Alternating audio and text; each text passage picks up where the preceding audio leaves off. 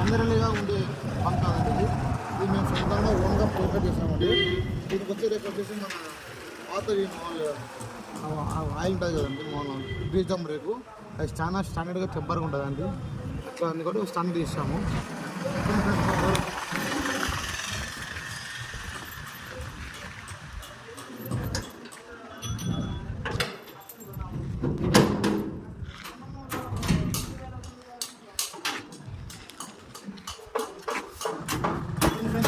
పైన దీనికి టేబుల్ చేసేసాము, కానీ ఇల్లు మనకి ఫిట్ చేసేసాము.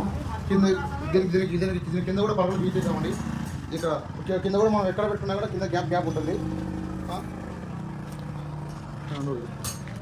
ఇది వచ్చేసి ఇట్లా విడ్త్ వచ్చేసి 6 feet ఉంటుంది.